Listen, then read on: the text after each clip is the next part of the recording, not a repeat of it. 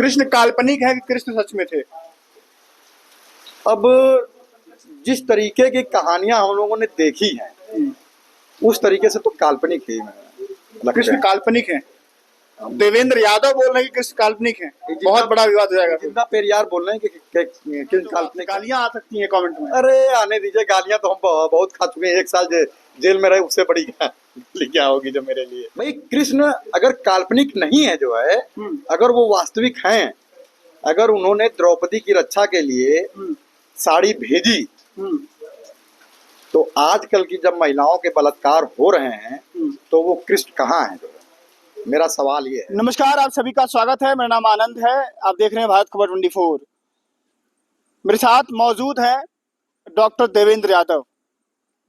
Doctor Devendra Yadav सुर्खियों में तब आए थे जब इन्होंने रामचरितमानस की एक प्रति को जला दिया था। भावनाएं की आहत हो गई थी। ढोल गवार शूद्र पशुनारी सकल ताड़ना के अधिकारी, और भी तमाम ऐसी पंक्तियां हैं जिससे लगता है कि शूद्रों की भावनाएं आहत होती हैं। यादव हैं, जाहिर तौर पे ये भी सूत्र में आते हैं। भावनाएं आहत हो गई थी, प्रतियां जलाई थी, जेल में थे। जिंदा पेरियार की उपाधि मिली है कहीं ना कहीं समाज से। आइए बातचीत करते हैं, समझते हैं कि क्या जेल में रहते हुए कैसा सफर था, क्या सोचा इन्होंने, क्यों जलाई। स्वागत है आपका। बहुत बहुत धन्यवाद। यादव जी, ऐसा क्या हो गया था कि प्रतियां जलानी पड़ गई आपको? भाई अगर उनकी भावनाओं को ठेस पहुंचती है तो हमारी भी भावनाओं को ठेस पहुंचती है। हजारों साल से हमारी भावनाओं को शूद्र कहा जा रहा है, हमको प्रताड़ित करने का अधिकारी बताया जा रहा है। हमारे घर की महिलाओं को बताया जाता है कि आपकी महिलाओं में 8 अवगुण होते हैं। हम तो नहीं मानते, कि हमारे महिलाओं में 8 अवगुण है। भाई उनकी महिलाओं में होते होंगे। अच्छा, आपको जो हिंदू धर्म है उससे कोई आपत्ति है क्या? हिंदू धर्म से कोई आपत्ति है आपको? आपत्ति किससे है? देखिए, धर्म तो जीवन जीने की एक शैली है।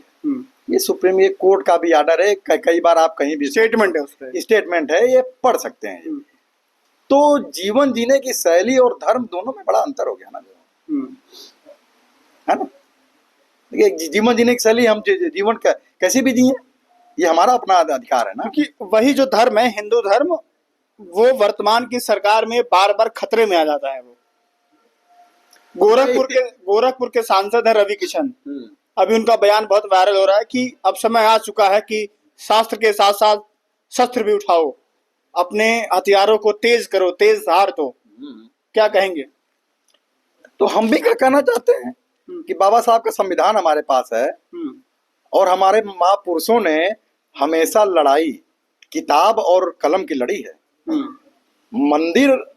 मंदिर की लड़ाई उन्होंने नहीं लड़ी है। चाहे बाबा साहब अम्बेडकर रहे हो, चाहे जगदेव प्रसाद कुशवाहा रहे हो, चाहे रामस्वरूप वर्मा रहे हो, चाहे बीपी मंडल रहे हो, चाहे कोई भी, जितने भी महापुरुष है, पेरियार से लेकर शिवदयाल चौरसिया जिन्होंने साइमन कमीशन का समर्थन किया था, रामास्वामी नायकर, तो जितने भी महापुरुष रहे हैं, इन्होंने हमेशा लड़ाई कलम की लड़ी है।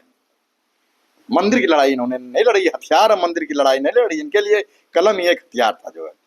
तो अगर वो कह रहे हैं कि अपने शस्त्र को तेज करो, उसकी धार को तेज करो, तो बहुजन तबका क्या तेज करेगा? अपना संविधान, अपनी कलम तेज करेगा, संविधान की आवाज उठाएगा। लगता है इतना जागरूक हो चुका है वो। मुझे तो ये लगता है, लेकिन 20% से ज्यादा आदमी जागरूक नहीं है। बाकी 80% तो अभी भी जो है कामन ढोने में मस्त है। उसमें सबसे अधिक ओबीसी और SC ST रहते हैं कामन ढोने में। नहीं, मैं, आप जिस समाज से आते हैं, यादव हैं आप। हाँ।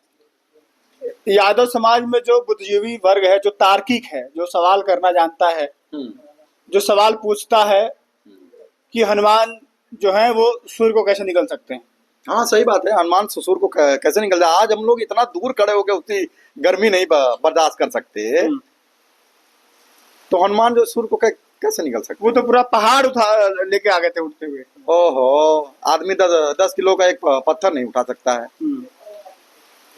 हम कह रहे हैं, चूहा के ऊपर किसी को आपने बैठे हुए देखा है आज तक? जो है देखा है कि किसी को? चूहा बेचारा दब जाएगा। भैंस के ऊपर बैठे हुए देखा है ना। गड़ेरिया पाल यादव भैंस की सवारी करते हैं। अब भैंस की सवारी तो महिषासुर भी करता था, तो हम तो महिषासुर को अपना पूर्वज मानते हैं। उन्हीं के वंशज हैं। हम उन्हीं वंशज हैं, हम तो कहते हैं, हम तो सीना ठोक के कहते हैं कि हम उनके वंशज हैं। फिर विवाद हो जाएगा। तो होने दीजिए ना विवाद। अरे हम के उनका किसी को वध भी माने। उनका वध जो दुर्गा जी हैं, हाँ उनका वध की थी वो। भाई करने दीजिए, वो तो बहुत कुछ करते हैं जो है लोग, लेकिन हम जिसको अपना पूर्वज मानते हैं, ये तो हमारा है ना, वो तो हमारी आस्था। हम किसको अपना पूर्वज मानते हैं? अरे हनुमान जी दलित थे, इसी सरकार में कहा गया था ना। राम राज राम राज्य बनने के बाद हम हनुमान जी को कौन सा पोर्टफोलियो मिला? बताइए ना, जो है कौन सा पोर्टफोलियो मिला? राम राज जी खुद ही दास बने रहना चाहते थे, क्या दिक्कत है? ये तो मैं प्रभु आपके चरणों का दास हूं मैं। वो तो आदमी कहते ही है जो है, वो तो आदमी कहते ही है, लेकिन ये तो राजा को सोचना चाहिए ना। और उसी राम राज्य में उनकी पत्नी को, गर्भवती पत्नी को जंगल में खदेड़ दिया था। ये कहाँ का न्याय है भाई एक नारी के साथ? जनता के लिए जनता सवाल खड़े कर रही थी। क्या जनता सवाल कर रही थी? पवित्रता पर, उनकी पवित्रता पर जो है क्या सवाल खड़े कर रही थी? आपने अग्नि परीक्षा तो उनकी ले ली थी ना। जब लंका विजय करके लौटे थे तो उनकी अग्नि परीक्षा ली गई थी ना। उसके बाद भी पवित्र अपवित्र। अच्छा, आप जिस समाज से आते हैं, यादव समाज से, फिर लौटता हूँ मैं, वो श्री कृष्ण को अपना आराध्य देवता, कुल देवता जो भी मानते हैं, बहुत बहुतायत लोग मानते हैं। हाँ ठीक है, मानने दीजिए, हर आदमी का अपना अपना। आप मानते हैं? हम नहीं मानते, हम महिषासुर को अपना पूर्वज मानते हैं। कृष्ण काल्पनिक है कि कृष्ण सच में थे? अब जिस तरीके की कहानियां हम लोगों ने देखी हैं, उस तरीके से तो काल्पनिक ही कृष्ण काल्पनिक है। देवेंद्र यादव बोल रहे हैं कि कृष्ण काल्पनिक है, बहुत बड़ा विवाद हो जाएगा। जिंदा पेरियार बोल रहे हैं कि कृष्ण काल्पनिक है। भाई कृष्ण अगर काल्पनिक नहीं है जो है, अगर वो वास्तविक हैं, अगर उन्होंने द्रौपदी की रक्षा के लिए साड़ी भेजी, तो आजकल की जब महिलाओं के बलात्कार हो रहे हैं, तो वो कृष्ण कहाँ है? जो है मेरा सवाल ये है कि वो कृष्ण कहाँ है? वो साड़ी क्यों नहीं भेज रहे हैं महिलाओं की रक्षा के लिए? बहुत बड़ा सवाल कर रहे हैं आप भाई। ये तो आपका समाज नाराज होगा, आपसे गालियां आ सकती हैं कमेंट में। अरे आने दीजिए, गालियां तो हम बहुत खा चुके हैं। एक साल जेल में रहे, उससे बड़ी क्या होगी जो मेरे लिए, है ना। समाज देखिए, समाज। राम कौन है फिर? राम भी काल्पनिक है क्या? देखिए मैं जब मैं एक भगवान को काल्पनिक कह सकता हूँ। आप भगवान ही बोल रहे हैं उनको, और काल्पनिक ही बोल रहे हैं। देखिए, कृष्ण को लोग भगवान मानते हैं, ठीक है, तो मैं उनको, और राम को मर्यादा पुरुषोत्तम बोलते हैं। हाँ, तो लोग बोलते हैं, वो यही तो सवाल है कि वो पुरुषों में उत्तम थे, भगवान कहाँ से हुए? वो तो पुरुषों में उत्तम थे ना, भगवान तो हुए नहीं। पुरुषों में उत्तम तो कोई भी हो सकता है, लेकिन पुरुषों में उत्तम आदमी जो है, अपनी महिला को जंगल में, गर्भवती पत्नी को जंगल में नहीं खदेड़ सकता। तमाम जो ओबीसी की जातियां हैं, या मान लीजिए दलित जाति है, मेरा मानना है कि दलित वर्ग में चेतना ज्यादा आ गई है। ये मेरा भी मानना है। ओबीसी जो है सो रहा है, या सोने का नाटक कर रहा है। सो नहीं रहा, सो चुका है मेरे हिसाब से। तो सो चुका है, आधा तो सो चुका है। वो कैसे जागेगा? क्योंकि आज भी मंदिरों में देखें या तमाम जगह देखें, जो भीड़ दिखती है बहुतायत वही होती है। कांवड़ यात्रा में 85% ओबीसी है, और उस 85% में 80% यादव है। आप सर्वे करके कभी देख लीजिएगा। कहानी तो ये भी है कि जो झारखंड में जो जगह है जहाँ से मेन माना जाता है जल चढ़ता है, जो उसकी जो खोज थी कह सकते हैं, या जो पहली बार जल चढ़ाया जिसने, वो भी यादव था, बैजू यादव। बैजनाथ धाम उसके नाम पे पड़ा। अब हमने तो देखा नहीं है, उसके बारे में हमने पढ़ा नहीं है, ठीक है। तभी आप किस मिशन पे काम कर रहे हैं? क्या समाज से क्या चाहते हैं? जो दर्शक ऑडियंस देखती है उससे क्या उम्मीद क्या करते हैं? आप अच्छे भले मान लीजिए डॉक्टर हैं, कमाते, पैसा रुपया कमाते, बच्चों को पढ़ाते, बीवी अच्छे खाना खाते, बीवी के साथ रहते, बच्चों के साथ रहते, अपना मस्त रहते आप लोग, लेकिन आप इधर क्यों आए? क्या मिशन, क्या चाहते हैं? समाज में क्या बदलाव आए? क्या बुरी लगी बातें आपके साथ? बाबा साहब ने अपने चार चार बच्चों का त्याग कर दिया जो है।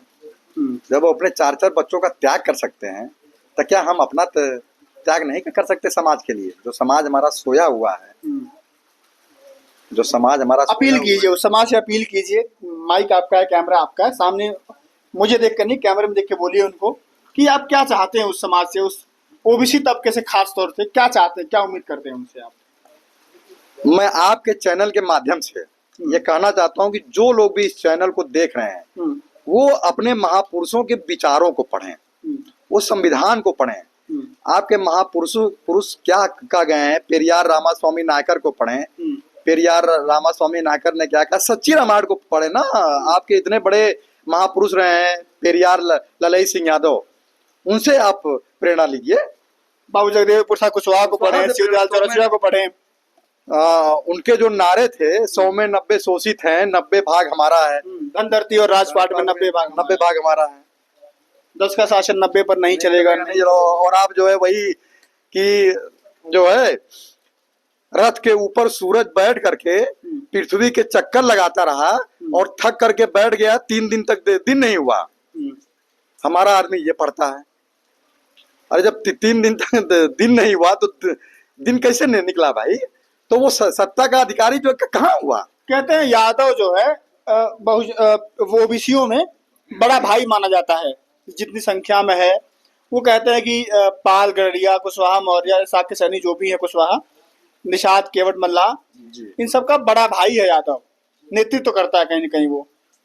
तो अगर यादव इतना पाखंडी है, आप कह रहे हैं कि 85% काउंट होने वालों में 80% यादव है, तो और जगह पे सुधार की उम्मीद कैसे करेंगे आप? यादव को क्या कहेंगे आप? यादव को क्या कहेंगे? यादव अगर अपने आप को बड़ा भाई समझता है, पहले तो वो समझता है कि नहीं, पहले एक ये भी बात है। अगर समझता है तो उसे अपने महापुरुषों के बारे में, उनके विचारों पर चलना पड़ेगा। जैसे मैं हूँ, मैं भी तो यादव हूँ। मैं तो बाबा साहब अम्बेडकर को मानता हूँ, मैं पेरियार ललई सिंह यादव, रामास्वामी नायकर, जगदेव प्रसाद को, मैं तमाम महापुरुषों की जयंतियां या पुण्यतिथि मनाता रहता हूँ। तो मैं उनसे, यादवों से मेरी खास तौर से अपील है कि वो बहुत ज्यादा दूर जाने की जरूरत नहीं है। 34 साल पहले आप चले जाइए, 7 अगस्त 1990 को मंडल आयोग की सिफारिश लागू हुई थी। बहुत सारे यादव को पता भी नहीं होगा कि बीपी मंडल है कौन, मंडल कमीशन क्या है, क्या मिला है, कितनी सिफारिशें थी, कितनी लागू हुई है। हाँ, यही तो बात है कि जो आदमी उस मंडल के वजह से नौकरी पा करके आज इस स्थिति में बैठा हुआ है, घर द्वार बनवा के रह रहा है, आज उसको अपने बच्चों को बताने में शर्म आती है कि मंडल कौन थे जो है।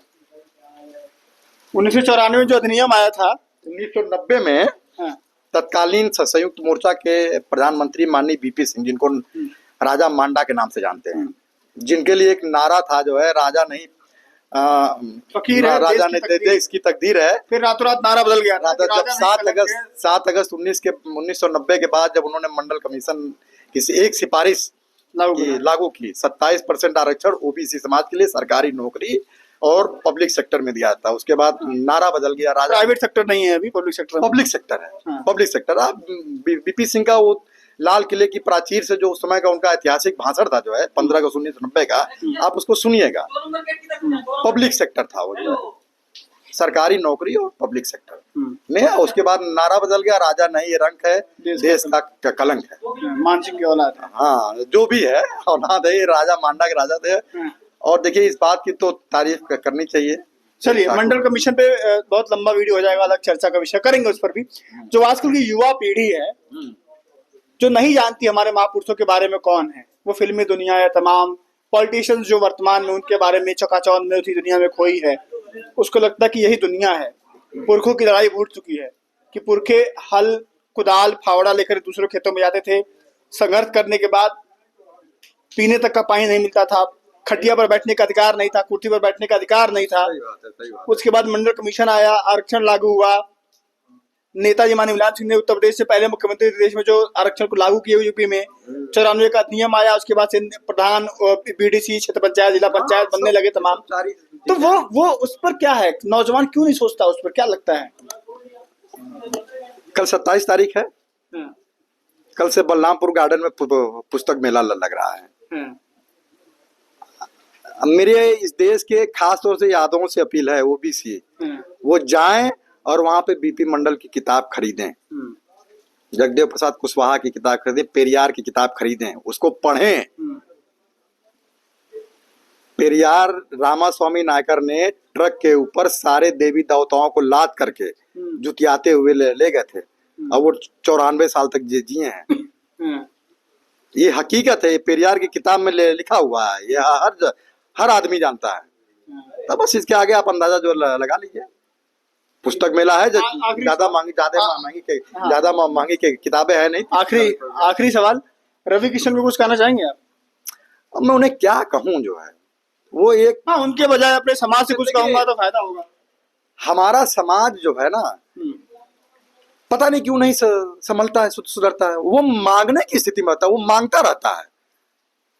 अरे आपको देने वाला समाज बनना चाहिए। जब तक आप देने वाला समाज नहीं बनेंगे, तब तक आप हमेशा मांगते रहेंगे। आपको देने वाला समाज बनना चाहिए। हम उनसे क्या बोले, वो एक सांसद हैं, एक बड़ी पार्टी के सांसद हैं, और मैं उनसे क्या बोलूं। बस ऐसा तो नेता होता है। देखिए, सब जितने भी नेता हैं वो जनता के हिसाब से चलते हैं। यादव मानेंगे, यादव सुधर जाएंगे क्या? यादव लोग सुधर जाएंगे। अब मैं जो लोग इस वीडियो को देख रहे होंगे, और जो लोग अपने आप में थोड़ा सा भी अगर इस बारे में जानकारी रखते होंगे, तो वो तो जरूर उनके अंदर परिवर्तन आएगा। पाखंडवाद को छोड़ेंगे। पाखंडवाद को छोड़ेंगे। पाखंडवाद को छोड़ना भी चाहिए। पाखंडवाद में कुछ रखा नहीं है। बच्चे महाराज मुंह से पैदा हो जाते हैं, पैर जांग से पैदा हो जाते हैं, बाजू से, पैर से पैदा हो रहे हैं। हाँ, तो ठीक है ना, होते हैं क्या?